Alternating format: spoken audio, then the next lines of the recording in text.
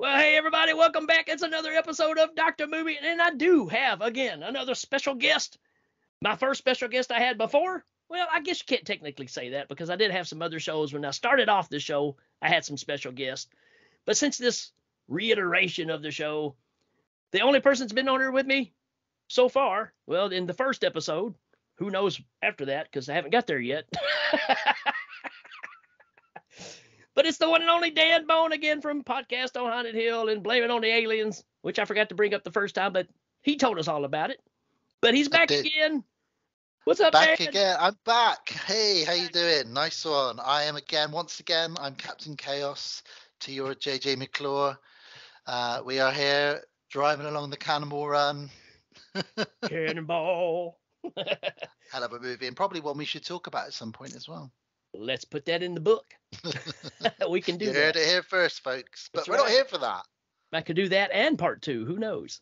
Oh, there's a whole other spin-off bunch of those, isn't there? Like the Gumball Yeah. Rally and a ton of other stuff as well. Which I Yeah, I we don't probably know won't get that far. Just keep to the ones with Jackie Chan in them. Right. That's kind of where I'm at on those. Yeah. Speaking of Jackie Chan, who is in some of these movies we're going to talk about today. Yeah. We're going to talk about the legendary. Now, this is not a movie episode. We're just going to talk about Bruce Lee in general. We are going to highlight the movies. Now, when we talk about Bruce Lee, I mean, we're not talking about the movies he was in when he was a kid. We're talking about the iconic martial arts classics, the Golden Harvest, Warner Brothers flicks that just totally changed martial arts movies forever, even to this day. You're still ripping off Bruce Lee. I don't care who you are. This is where it started. What was your first exposure, even just kind of name wise, of what Bruce Lee is or was to you, Dan? Well, it was linked in with Jackie Chan. Jackie Chan is one of my biggest heroes. I've met Jackie Chan 5 times in my life. Whoa. I'm very blessed to have done that. But the reason I liked him, funny enough, was because I saw him first in the Cannonball Run. That then got me into, I really liked kung fu movies. So my dad started showing me, I think Legend of the Seven Golden Vampires, which is a Hammer horror movie, which crossed over with the Shaw Brothers, which is a whole other crazy world stuff that happened there. And then he started showing me, I knew about Big Trouble in Little China, and I just loved watching kung fu. And he said to me, it was around about the time he showed me The Thing, John Carpenter's The Thing. So that was a bit of a coming of age thing because he let me watch that with him when I was probably a bit too young for it. But because he was with me on the sofa, he's going to protect me. And I was a bit scared, but it was all good. So around about that time, because in the UK, these Bruce Lee movies were all rated 18 because there was boobs in them and there was some death blows to the throat. Oh, yeah. And all these kind of, ripping out people's eyes or whatever it is. And he said, if you like kung fu, I'm going to show you some Bruce Lee movies. And he had them all on VHS. Yeah. I said, oh, okay. So we sat there together and we watched. I think one of the first ones we watched weird. We didn't watch them in the chronological order. I think it was probably Way of the Dragon, because I remember, which I think in the US is called Chinese Connection. Chinese Connection, yeah. And that's the one where it's all in Rome. All takes place in Rome. Chuck Norris is in it as well, isn't he? Actually, that's Return of the Dragon here. Ah, okay. Sorry. Return of the Dragon. I prefer that title, actually. Right. But because Chuck Norris was in it as well, I was like, wow, I've never seen anything like this. Who is this guy? And then he started showing me all the other ones. And of course, I fell in love with what I consider to be the greatest martial arts movie of all time, which is Enter the Dragon, which we will definitely be talking about. And I've watched Enter the Dragon, I would probably say almost 100 times in my life. Yeah. I'm right there with you. It's like a finger pointing to the moon.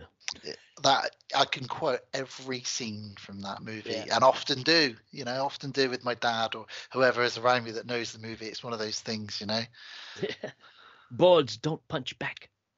Bolo! Even just saying Bolo! Bolo! Bruce Lee, what an absolute legend. Yeah. And the last thing I'll say before I let you take over your own show again is he's one of those he's one of those pop culture. He transcends what it is he does.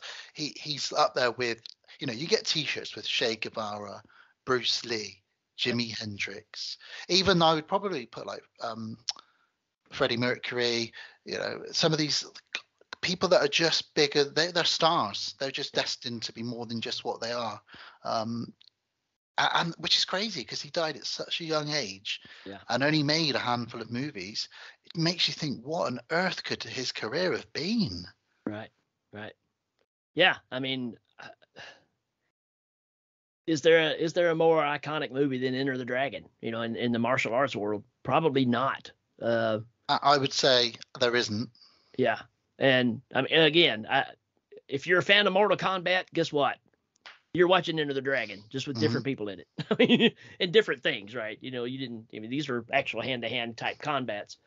But, my exposure, and kind of like you're talking about, he was already a legend when I was a kid because he'd already passed. Before Enter the Dragon hit the big screen, he was already gone. Yeah. And my first exposure to Bruce Lee, I had a Bruce Lee action figure. Wow. At the age of 4 years old. And I literally remember sitting in a theater and us seeing Enter the Dragon for the first time. And I'm doing the doll to do all the things that Bruce Lee's doing, right? Amazing. He was that big of an icon that I knew who he was before I even saw him in anything. I mean, that's just how ingrained he was in everything you do. Of course, you got to remember it's kind of like we were talking earlier before the show started about how he passed things on and how everything's related, right? I had an uncle that was a huge Elvis fan, and somewhere in there, I guess that makes you a huge Bruce Lee fan.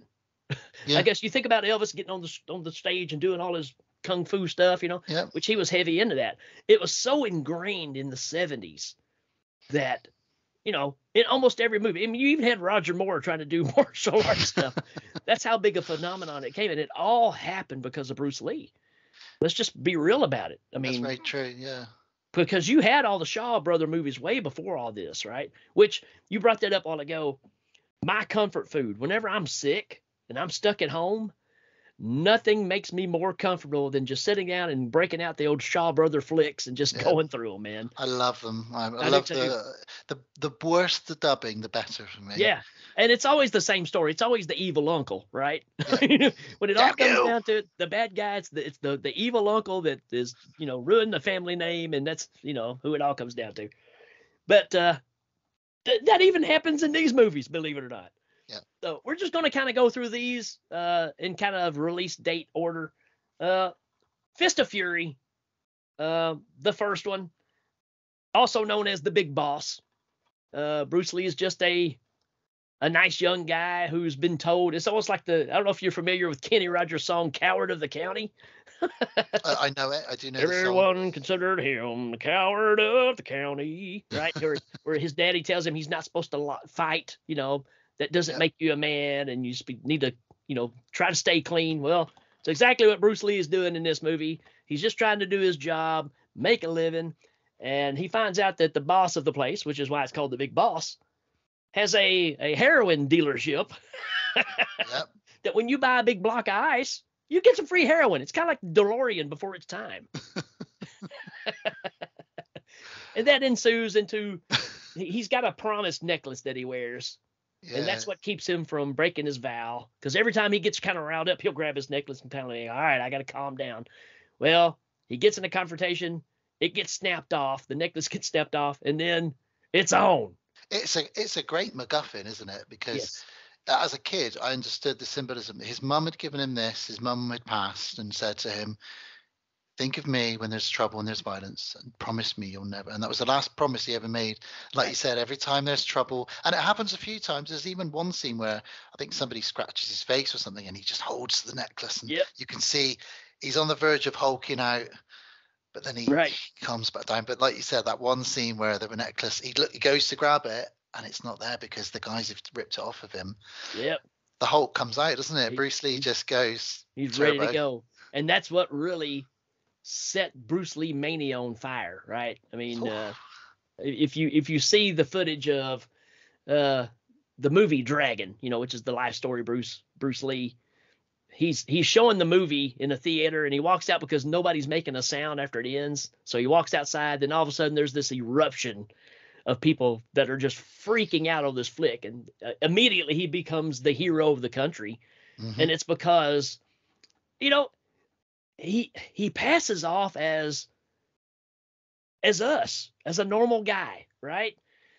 These early flicks, it's not about showing off physique or anything, which we get into a little later on. It's about him being a normal person trying to live a normal life.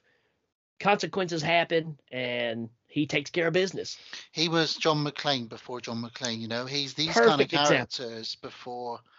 Yeah. A normal man living in a normal world, just trying to get by, and he gets pushed and pushed and pushed. You just keep pushing me. And yeah. You made it. That's an excellent point, because you think about all these heroes that we've looked at like that, and that's that thing, right? Pushing a person too far over the edge, and they react. Everybody loves the underdog story, right? So that's where this one is for me. I love Fist of Fury. It has its issues, but it's a first movie done on a very low budget, taking a chance on somebody that was a nobody. I mean, the only respect that he got was, doing the Green Hornet stuff, playing Kato. That's really all he really was basing everything off of. Now, everybody around him knew how awesome he was. James Coburn, and all these guys that were taking lessons from Kareem Abdul-Jabbar. They knew what this guy was. And Steve McQueen, all of these guys, you know. He And, was intrinsic. You're right. He was intrinsic in the 70s. Yes. And the late 60s, 70s. And that's what I think he would. I actually think he would be happy with the legacy he's left, because his guy, he's very philosophical, and he was actually a big hippie, and all he wanted was everybody just to get along, really, no matter what color, no matter who you were. And I think he did bring, and has and does continue to bring people together, whether it's through martial arts or film or whatever it is, because he just loved everybody, and everybody seemed to just love him. Yeah, except everybody that wanted to challenge him, like on the movie sets and stuff. Bolo! Because they even had a confrontation, right? Which they said it didn't last very long. So I wouldn't want a confrontation with Bruce Lee, that's for sure. And that's what they said. They said when they started, kind of looking at each other, and Bolo was kind of challenging him, the director's like, "Nope, we're not gonna have Bruce like, just give me a second, won't take long." just let me get this straightened out. And sure enough, they said within 20 seconds it was over, and it was like, okay, get cleaned up, let's go back and shoot the next scene. and that's because he was the real deal. Yes. People didn't think that he was, but he was as good as he, and that comes through. And I don't know if there's really anybody out there who's got the charisma of him, even in this very first early movie. Right. When there's electricity when he's on screen. He might not be the best actor when it comes to sort of just your dramatic acting. I know that, but he's just electric, especially when he is in a fight scene. There's just that, you feel it. It's just that. Right. And again, you're bowling up inside too, because you're feeling this. Again, you identify with him so much. So when it does kick into gear, you're like, whoa, he's doing a lot more than I expected. And of course, just like every Nintendo video game back in the day, you got to fight the big boss at the end. Got to. Right. So, and I have to admit, there's some, for the time, this got some gruesome stuff in it, because he was literally like killing people, chopping up, putting them in ice blocks with the big boss was. So you're seeing, these bodies in these big, huge blocks of ice that's being sent through this meal. It's like, wow, this is pretty dark. But yeah, you get this big throwdown in the front yard of the big boss's house, and it's just epic, man. And Bruce does that thing where when he finally gets the boss down, he can't stop beating him. I mean, he's got the blood all over his hands. He has literally beat this guy to death. Yeah. And the cops are coming to haul him off, and you're like, oh man, he's not going to get away. Yeah, I think a lot of his characters, and as we go through them, I think a lot of his characters get what's coming to them as well. Sure. If they've broken the law, they're probably going to end up going to prison for it. They're not John Rambo or whoever who's killed 100 people in Nakatomi Plaza and then there's going to be consequences. Yeah, okay, you saved the J, John McClane, but you've also killed quite a lot of people.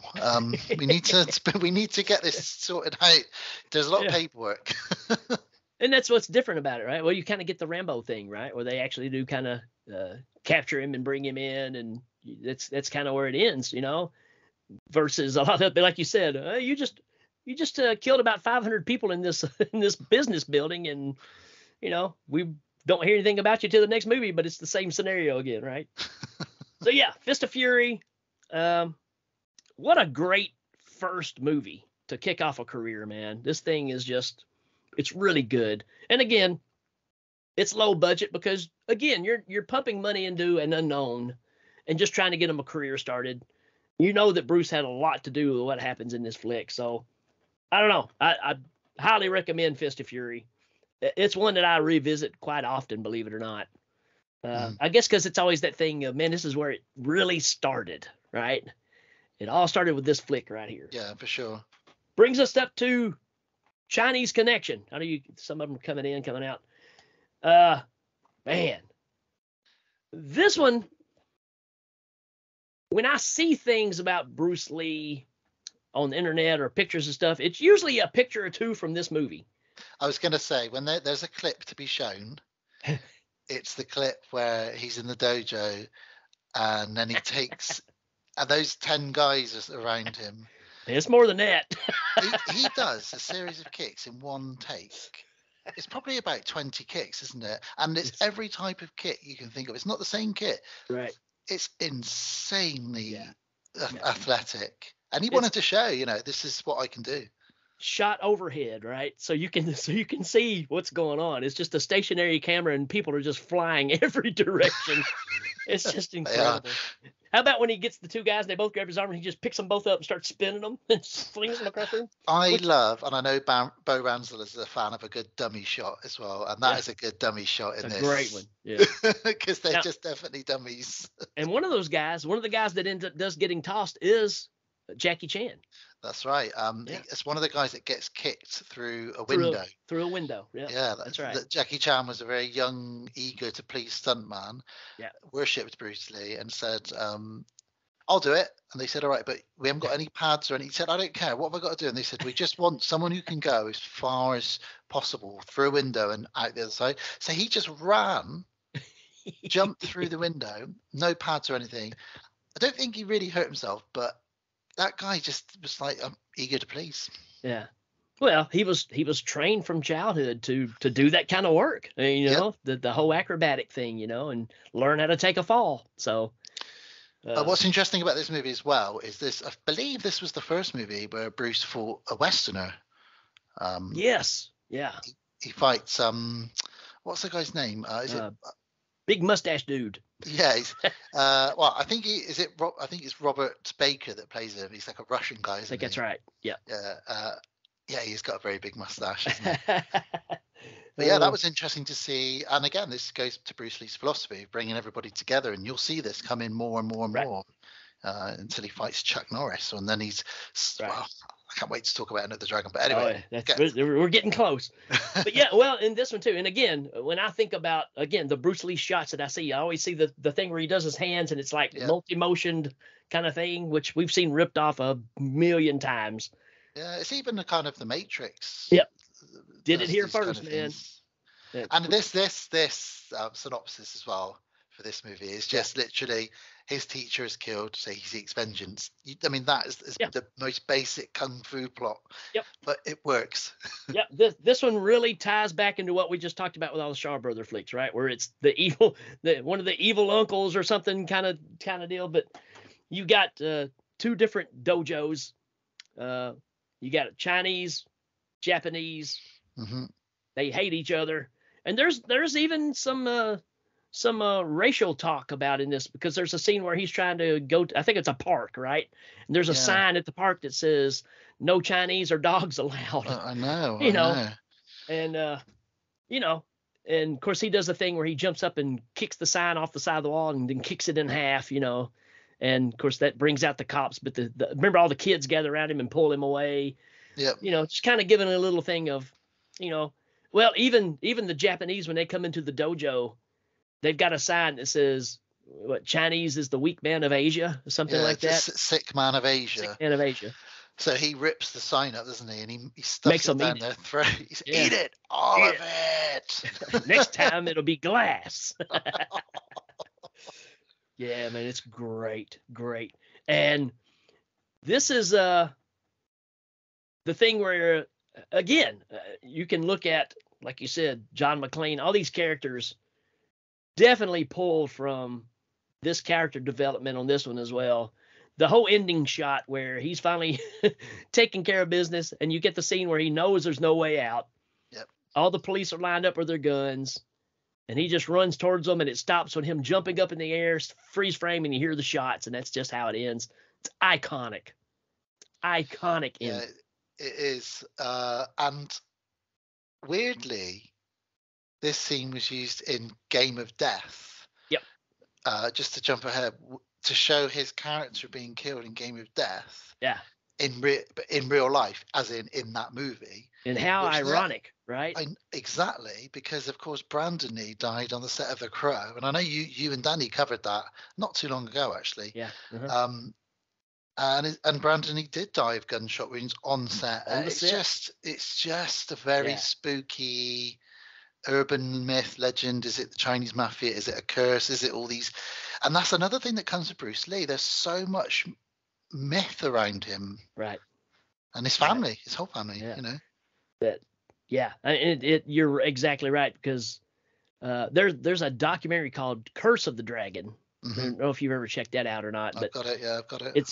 It ties all that stuff together, right? It's very, very interesting with Brandon's story and Bruce's, and those things, just how they match up, and it's just so ironic that, yeah, I mean, how can you foresee that like that? That's crazy. Yeah. But yeah, man, I love Chinese Connection. I really do. I just think it's instead of it being an individual, you've got now a team, right? Your dojo, your martial arts family, you know, which is just a different level. Your gang, if you will, right? Yeah. Your Cobra Kai.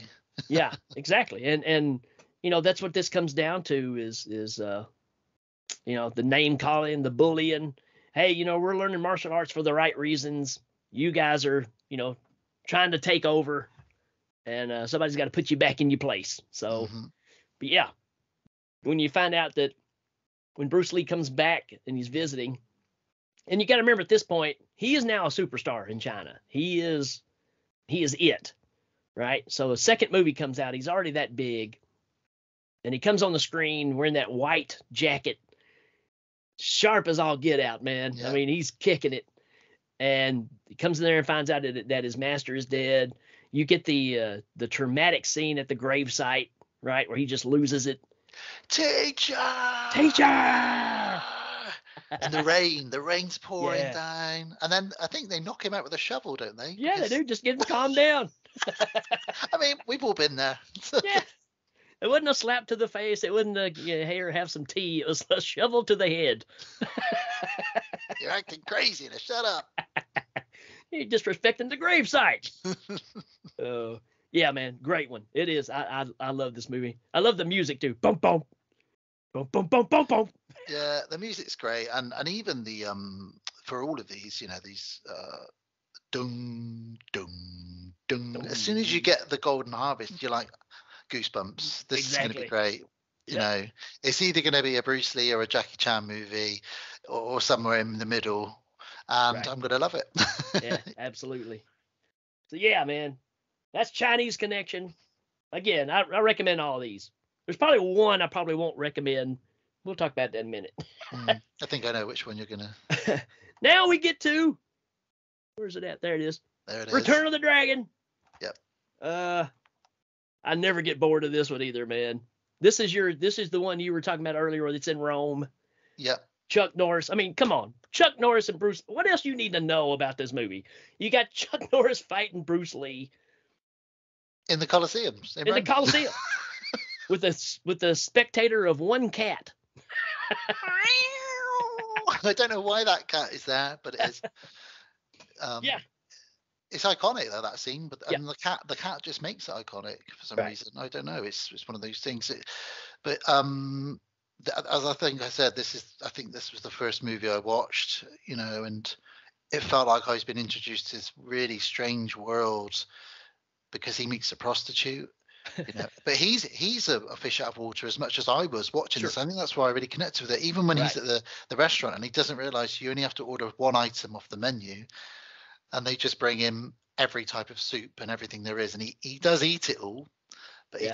he doesn't really understand the customs. He's a Chinese guy in Italy. What is going on? I don't understand. He's just there to visit a family who run a restaurant, and he just gets involved in this. Yeah.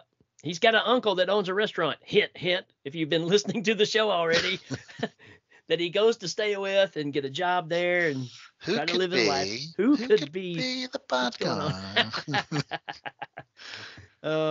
And, this is your typical, kind of big boss thing as well, right? Because you got to have the bad guys that have to go hire people to get rid of this problem that they got, which is Bruce Lee. But he makes friends quickly with all of his cousins and everybody there that live there. And they go out in this back alley. There's a bunch of thugs that's out there that's basically, doing the whole protection money thing with the place, right?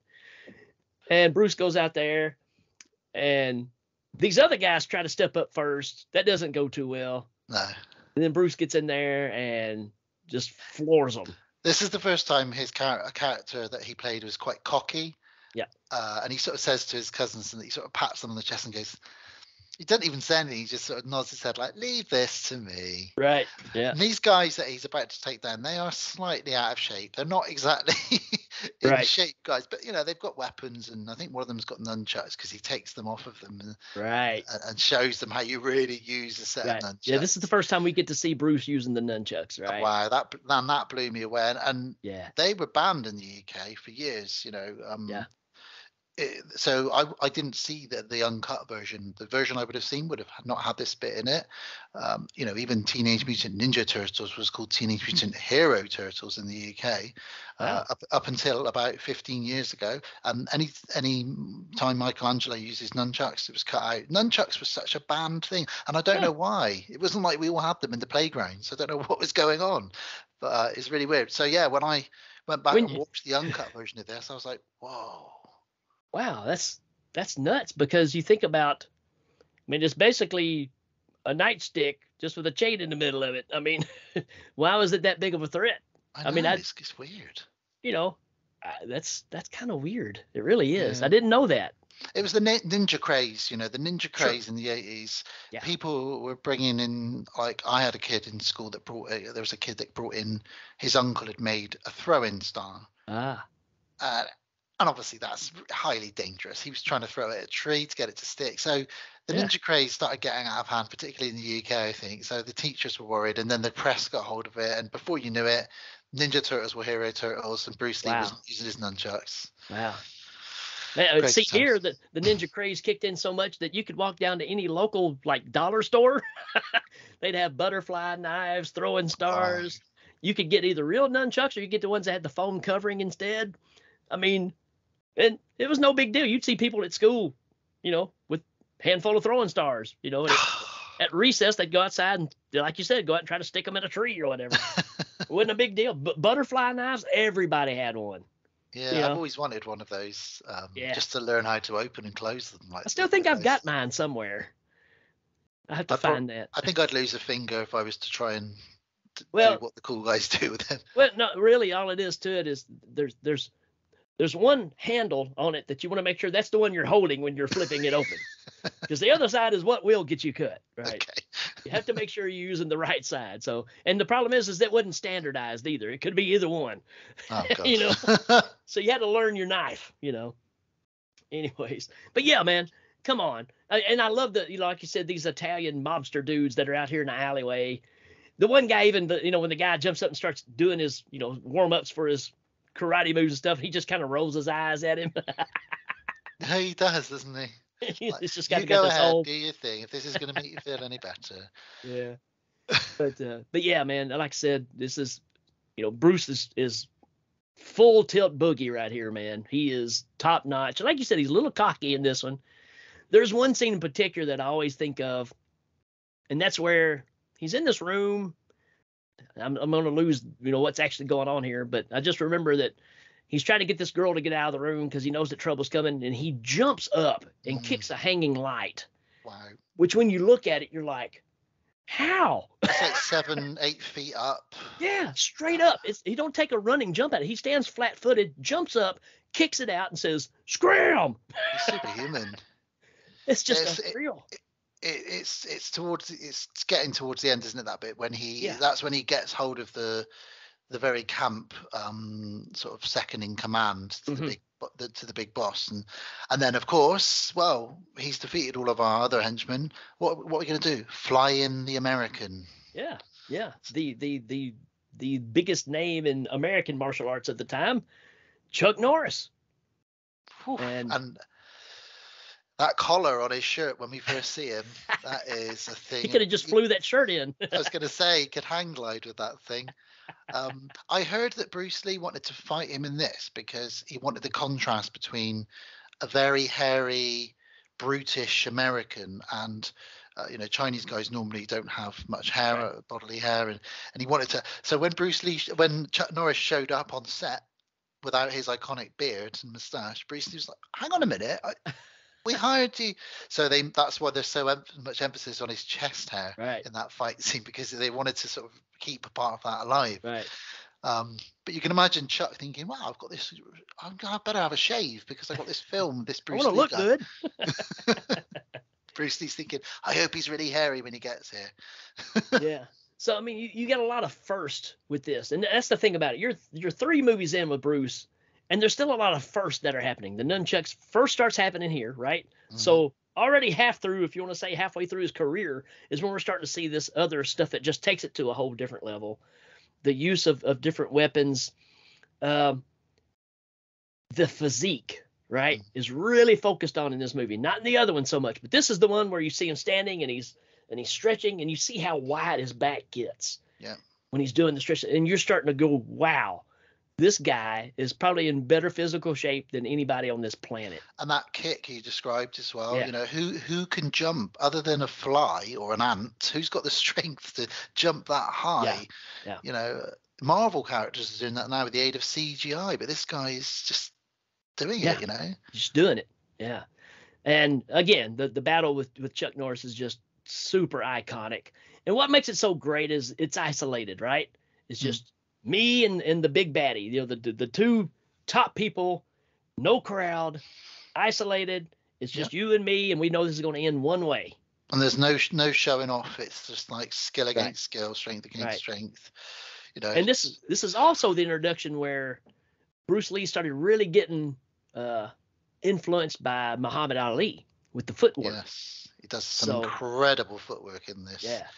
And you see him start, and even, when it starts working for him, then you see Chuck start trying to do it too. Yep. Then it'll work out so well. It doesn't work out for him.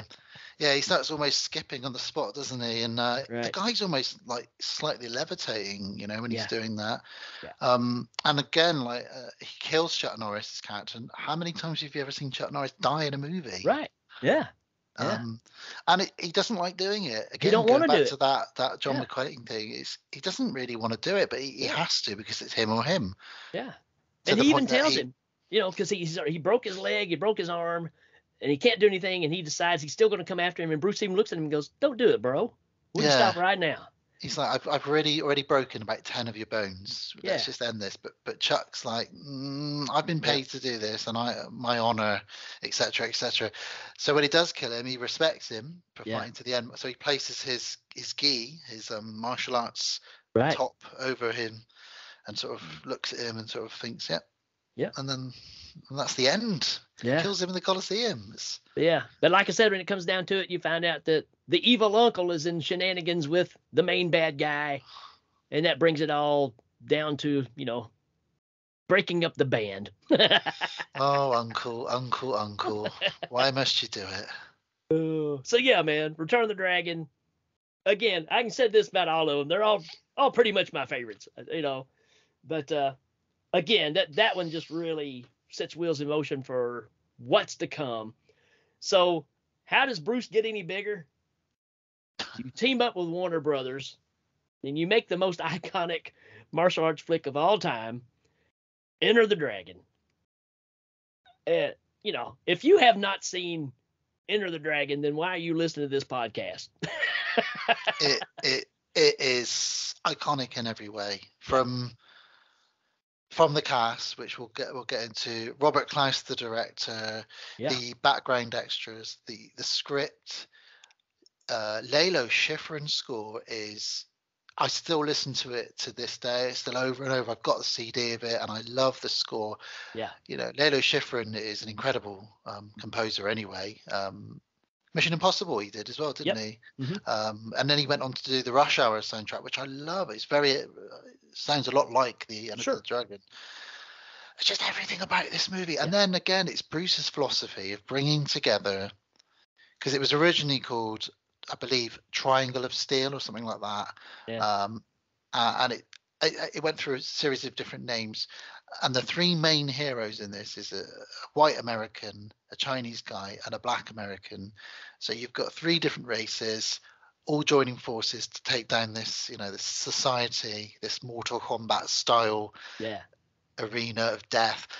And it's just, you've never seen anything like it. Yeah, it's brilliant. And you get the whole setup where, you know, Bruce is this undercover agent. Really, he's hired by these guys. And how many movies have you seen? I mean, even currently, where you get hired, you're brought into this room, they show you a bunch of slides. Here's the castle. Here's the wall. Here's the bad guy. You know, that's your introduction. I mean, I can name 40 movies that have that. Even the newest Suicide Squad, you know, they're all sitting there in that little room. They're showing them the slides of what they got to do, where they got to go, getting briefed on everything, right? It's a military operation that Bruce is doing here, and it's just iconic.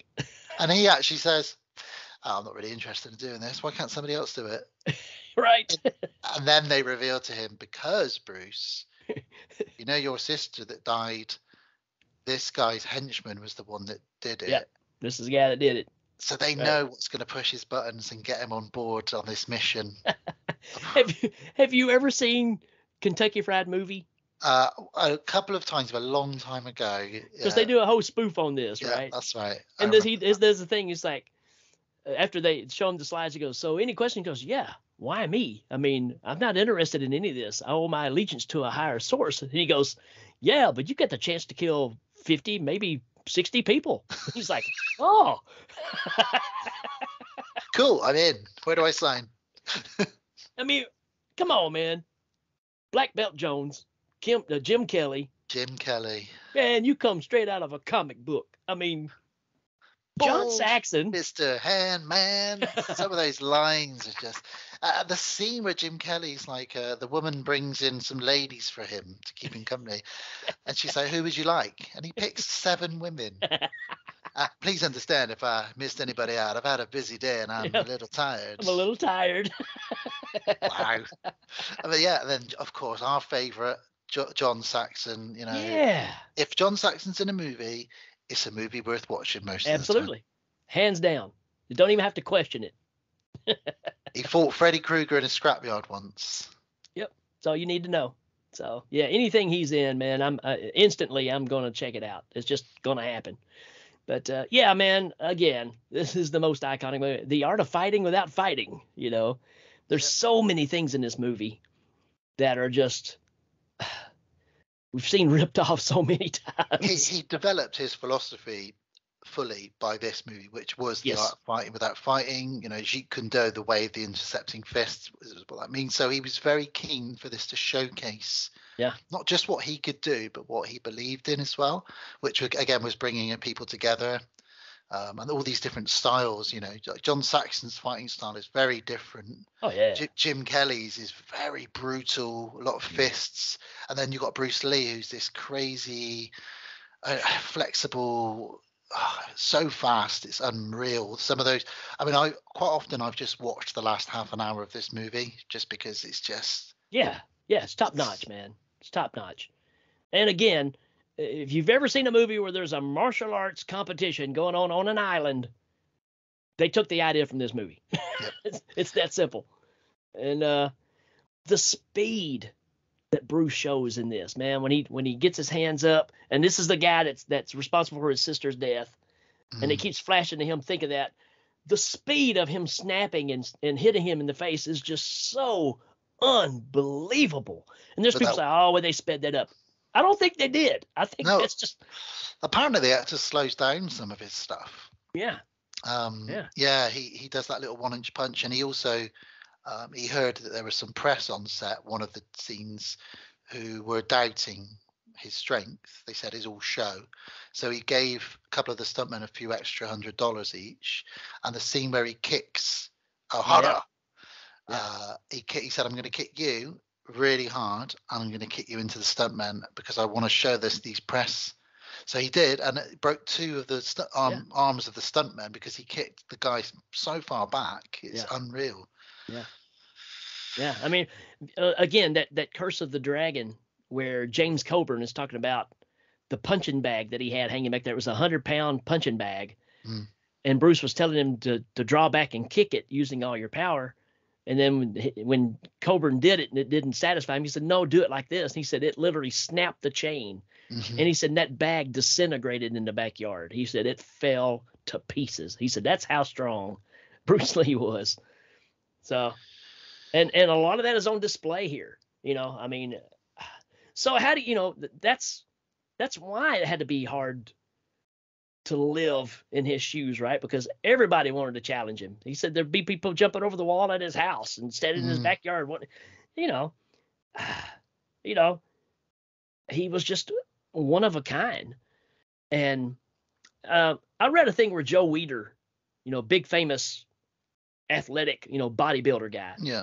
He said that Bruce would write him letters all the time and talk about these new things that he figured out with his strength. And he said he would do this thing where he would take 55-pound dumbbells or 50-pound dumbbells and would just punch with them. And Joe Weider's like, I know professional bodybuilders that have done this their whole life that can't hold 50 pounds out like this, and he's punching with it, And then he also, I don't know if you've ever seen this. Not you ever seen him do the flag? One of his favorite exercises, he would get up against a pole and he'd grab his hands around the pole and lift his body up horizontally in the air, and then start making his body do this. Yeah. For core strength. And Joe Weider is like, how's that even possible? Because there's a scene in this where he goes down a rope and keeps his legs completely straight because he's trying to be ninja silent, as he enters this underground lair where they're making all the opium and the heroin and everything, and that's the other thing I love about this is that you've got that whole plot is great. This whole underground secret evil lab that where they're trying out this drug on all these homeless people, and he releases them all at the end, and this causes this gigantic war between like all the prisoners of the island and all the henchmen, and it's just it's a Bond flick. I mean, let's face it. Yeah. This is set up like a James Bond flick. You just put the martial arts thing in there to get Bruce Lee in here and start giving him some credibility in America or universally. It's the perfect stage for him. It's the perfect story. Again, we've seen it a million times since then. Everybody's borrowed from this. I recently covered I just lost it. Treasure of the Four Crowns. Mm-hmm. If you remember me covering that, it's a remake of it's this movie without the martial arts. Yeah. It's definitely changed movies, and it also, again, for Bruce, his legacy, it did what he wanted to do, which is it put a Chinese face on an international screen. Absolutely. And people already knew who he was, like yourself, like you mentioned, but people, just your average Joe who maybe didn't know kung fu movies or anything, they would know Bruce Lee because of Enter the Dragon. This movie made him an action icon, and then transcended, like I said earlier, into this whole, he's something else now. He's just something else. And again, similar to Brandon with The Crow, he died before we really got to see what this movie did for him. Right. And it's a real shame, but also it's a hell of a way to go out, really. Yeah. What a legacy that he'll be remembered for. And Right. obviously there is one more movie which I know Yeah. we're probably going to touch on in a minute, but Enter the Dragon, like I said, I'll say it again, it is the best martial arts movie of all time, really. Yep. Yeah. No argument here at all. And let's just face it. Again, the Shaw Brother movies and other stuff, they've been out a long time. But there's no doubt they are even more popular now because people got so into the Bruce Lee movies, they started revisiting, right? We started getting Kung Fu theater on weekends, on TV and stuff. And it's all because of Bruce Lee mania. That's really where it started. People wanted more and more and more and more and more Kung Fu. Look at all the Bruce Lee clones that we got out of that, right? Bruce Lee, Bruce Lowe, Bruce Lee, Jackie Chan was marketed initially as another Bruce Lee until he said, right, I don't want to be another Bruce Lee. I want to be Jackie Chan. I want to be my own self. And everybody was going, he's the next Bruce Lee. He's the next Bruce Lee. This guy's the next Bruce Lee. You hear it all the time. But even he knew I wasn't the next Bruce Lee. I mean, he's a totally different thing, right? And I mean, come on, you gotta love Jackie too. But he even knew that that's just a different level altogether. And that's not where Jackie's heart was, right? He's an entertainer. Yeah, he's more family man, comedy, like family movies, comedy, and he's an acrobat as well. Right, Buster Keaton, modern time Buster Keaton. Charlie Chaplin. They were some of his favorite actors. Buster Keaton, Charlie Chaplin, Harold Lloyd are his three favorite actors. You can see it. You can see it in his work. Stuff. Yeah. All right. So again, we can go on and on about Enter the Dragon. It's just the best. We got one more. So Bruce Lee died before Enter the Dragon even came out in the theaters. So again, a huge shame that he didn't see how this changed martial arts history forever. But because it was such a big movie and because of the name and the controversy, we get, there it is in there, Game of Death. Now, this one is an odd one because Bruce is only in about 15 minutes of it. Yeah, it's if that. So the backstory for this one, for any of your listeners that don't know, he started making this movie before he was approached by Warner Brothers to make, what he considered to be, his biggest chance, Enter the Dragon. Yeah. So he started filming, got together with a bunch of his students and friends, Kareem Abdul-Jabbar, Danny Inosanto, who is an amazing martial artist, and a few other people. And he had this idea, and this is like a video game, He had this idea of, I don't know what the plot is yet, but the end of this movie is going to be a guy, Bruce Lee, goes up this pagoda, and every level I have to fight a different type of martial arts till I get to the very top level, which is going to be this insane, huge fight. But every level I'm going to work my way up. And he filmed some of that. And then, like you say, Warner Brothers called, Robert Klaus called, come make this movie with John Saxon. So he did, then he died. This footage is sitting around for a few years. What are we going to do with this footage, Ricky? Well, we got all this Bruce Lee footage. What should we do with it? What if we find a guy that looks like Bruce Lee and we'll make up a whole bogus story and somehow tie it into the end of the movie? Got it. Let's do it. I like it. Yeah. And again, we are fortunate to have it, right? Because let's face it, those fight scenes going up the pagoda is amazing.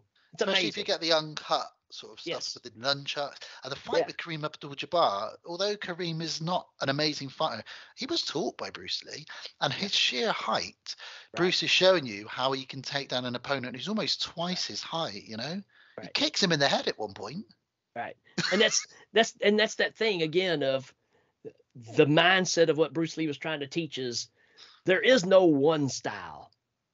It's the integration of everything that makes you who you are in life, in your career, and everything.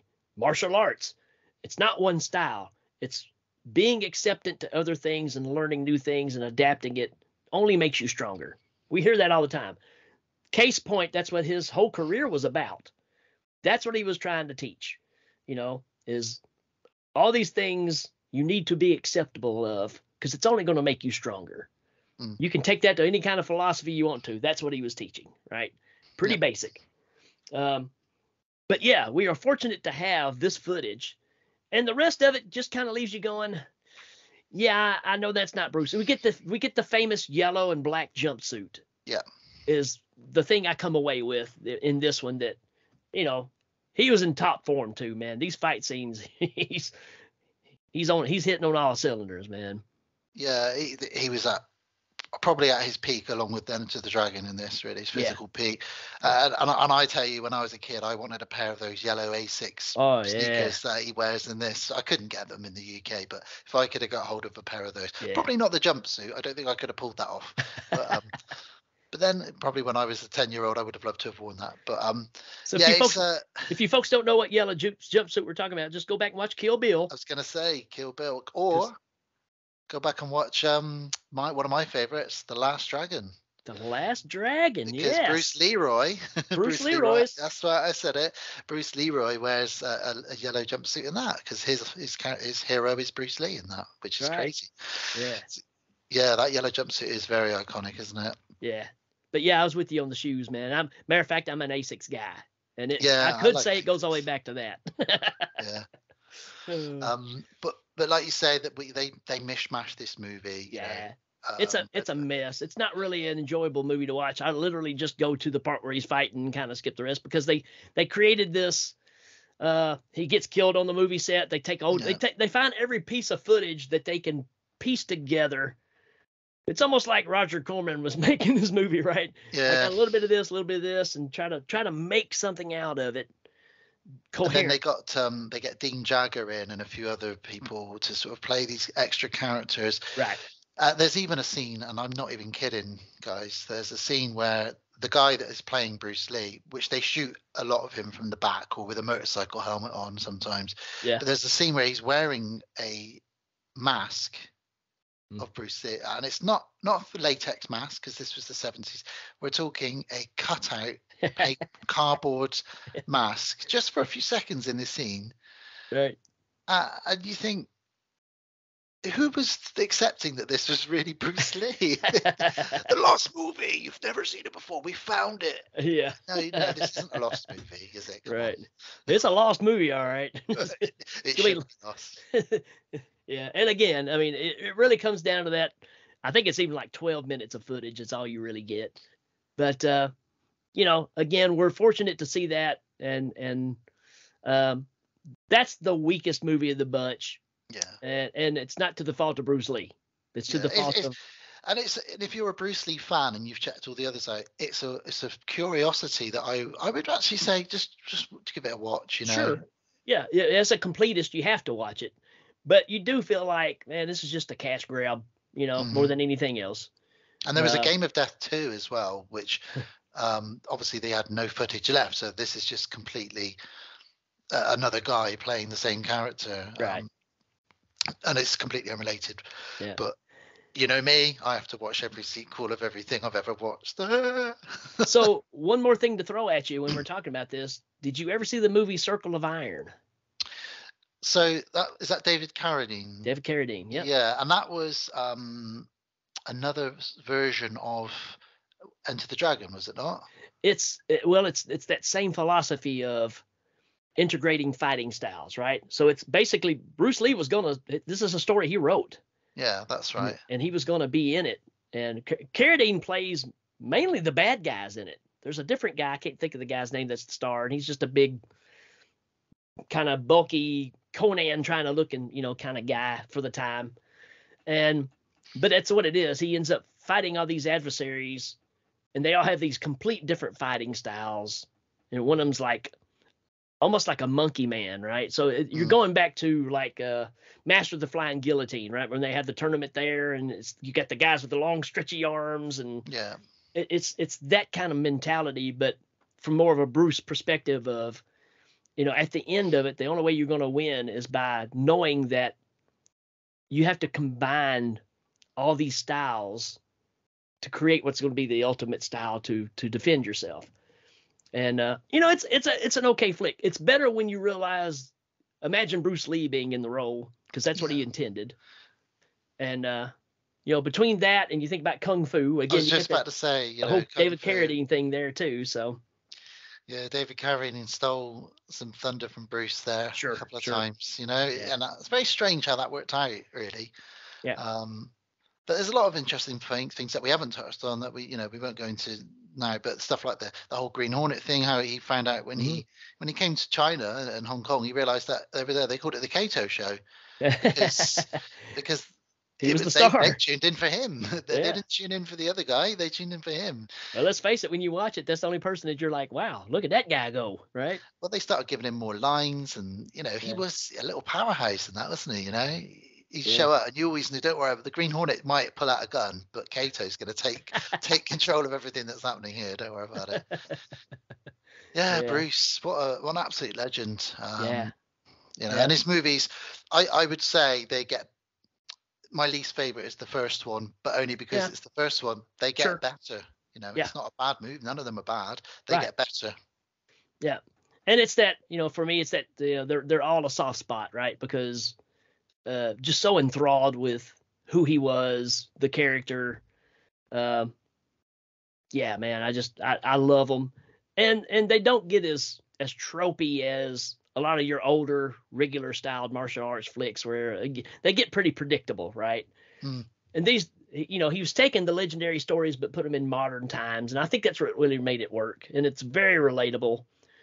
Even as awesome as he was, he still made you feel like he was just a normal guy trying to find his way, Yeah, for sure. That tied in with the whole mystery element and the life cut short, and there's only these 5 movies available, really. Yeah. It's just this if you know, and there is the magic, and we love the magic of Bruce Lee, you and I, and there's a lot of people out there that do, and if you know, man, you feel it. There's just something about hhim and his movies. It's just special. He was a special person. It's that time frame in his life too, because we all know,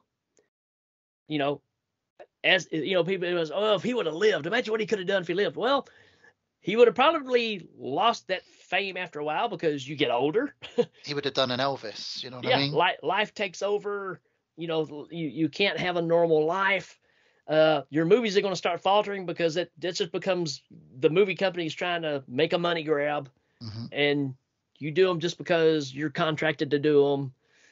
Eventually you're going to make some movies that are not great, and that's going to hurt your career, and things start spiraling after that. You're right. He would have pulled an Elvis. I really do think so, because he was already heading that direction anyways, right? Based on what you believe, what happened to him. Yeah. I think the fame was already getting to him to where it was distracting him. He was paranoid. He was getting, he'd become a father as well, a second time, when Shannon was born, and he was sort of protective of them as well, and as well as his wife. How do you try, like you said, how do you live a life where you're protecting your wife and children and earning this money? And obviously you can protect anybody if you're Bruce Lee, but it is difficult to do that. And let's not forget, he was punishing himself daily through his physical routines he was putting himself through. They said when his body was brought in after he died, that he had like the body of an 18, 19-year-old man in peak physical condition, and he was in his 30s. It's just he pushed it to a whole different boundaries that I don't think we've seen anybody else do. No. And again, he found out how to get the most out of his body, and we're still not at that level yet. He was just ahead of it, and it meant that much to him. Which along with that, even being a father and stuff, it couldn't have been a normal family life by any means. No. So it had to be hard, But and I'm speaking that from a child's point of view, a wife's point of view. How do you live with somebody that's this big, this iconic, that eats, sleeps, and dreams martial arts and movie making? Yep. How can you have a normal life with that? They even the scenes where they said that it got to where he couldn't do as much working out because he was busy with all the filmmaking, that he started doing the electrical shocking things, right? Yeah. And they said that he would be shocking himself and editing film at the same time working on stuff. So, I mean, you hear all these things. If they're all true, who knows? But I know that he was that obsessed. If he could have cloned himself, he would have done, wouldn't he? Absolutely. Yeah. So, All right, man. I don't know what else to say here except, if you haven't been a fan of Bruce Lee and you're wondering what we're talking about, just go check these movies out. They're pretty much anywhere. You can find them everywhere. Yeah. But I only recommend the Golden Harvest and, of course, Enter the Dragons. Don't go looking at all the Bruce Lee clones. No. Make sure it's legit Bruce Lee stuff. And there's not that many, right? There's, what we say, 5 I think total? there's 5, yeah. So do yourself a favor. Oh, also, if you get the box set, there's also a Bruce Lee the Legend. Yes, I've got that. That's the same box set I've got. Yeah. And that's a great documentary, and it really talks about those years in the Golden Harvest stuff. So There's it's a great a really great documentary on Disney Plus, or Stars on Disney Plus, for anyone who's got that, called Be Walter. Yes. Which is a very good one where they interview a lot of actors that are still alive that worked with him. And there's even some quotes from his daughter and his wife, Linda, who passed away a couple of years ago, I believe now, his ex-wife, Linda, because she remarried. And that's a very good documentary. And I've seen, I'm sure you're the same, Rick, I've probably seen a dozen, maybe more Bruce Lee documentaries, because he's one of the most documented people, in film. But this Be Walter, I'd not seen a lot of this stuff in there, or not heard some of the anecdotes. So if anybody's interested, I really recommend that as well. A lot more philosophical in it. I've seen, there's a lot of clips from that I've seen the actual whole interview that he does when they captured a lot of stuff. So then, and that's, you got that stuff. You got the thing where he went to the Taekwondo convention, where that's where he demonstrated his body strength, the one hand or the 1 inch punch, one finger punch. Yeah. Oh, crazy. So, but he's a legend, folks. I mean, I know you already know that, but you need to know why. Yeah. And that's the reason we're talking about this, and just the impact it had on everything since. Every action flick, every martial arts flick. So much of it comes from this guy. Changed movies, he changed philosophy, changed martial arts, and he did change the way people look at race, I think, as well. Sure. Which is what he wanted to do, really. You guys, if you ever heard the song "Everybody Was Kung Fu Fighting," that happened because of Bruce Lee. Yeah, he was responsible for a massive craze that happened in the 70s and 80s, which then led into Canon Films saying, let's just make loads of ninja movies. Yes, absolutely. It all ties into each other, man, no doubt. Well, Dan, that's a pretty good wrap up for all these flicks, man. That's a lot of fun.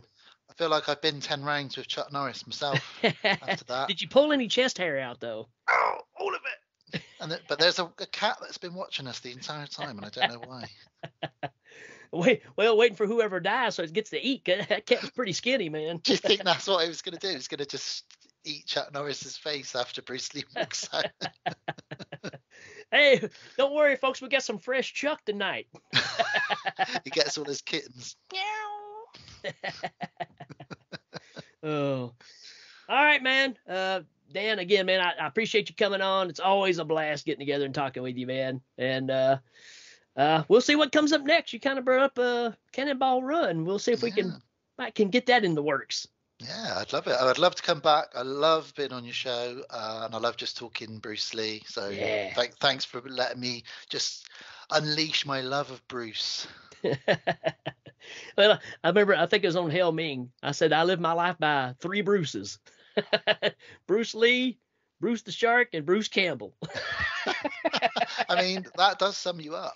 That's pretty much me in a nutshell, man. Very similarly, and this will be the last thing I say, I promise, because I talk a lot. My dad said to me yesterday, if you could invite any 3 people to a dinner, the usual question, who would you invite to dinner to have amazing conversation? And mine are the 3 Lees: Stan Lee, Christopher Lee, and Bruce Lee. For some reason, very coincidentally, those 3 would be, because they would all have some fantastic anecdotes and ways of looking at life. So that's who I would choose. But you got the Bruces and I got the Lees. So when I'm thinking of that scenario, I'm like, the one that probably would talk the least, but would have the most to say, would be Christopher Lee. Yeah. Dude's been in what? He would listen when you talk. 400 movies? I mean. But he's also been a secret agent for the Yeah. the British government and done all these strange things that behind the scenes. It'd just be a great dinner. That's incredible. You can Man. come if I ever make it work. Okay, yeah. I make a time machine and can bring people back from the dead. You're invited. I'll get you. I'll over. save up for a plane ticket. I'll use my machine to get you here. Don't worry. There you go. Yeah. Man, I appreciate you coming on. Anytime. Always a blast. All right, folks, we're going to cut you loose. I know it's been a little long episode, but you know what? We covered a lot of ground here. And hope you enjoyed this. Keep checking stuff out. Like I said, make sure you check out all the Dan stuff as well. He's on several formats. Podcast on Haunted Hill. Blame it on the aliens. You got it. And, yeah, definitely check them out, folks. With that, we will check you later. Sayonara.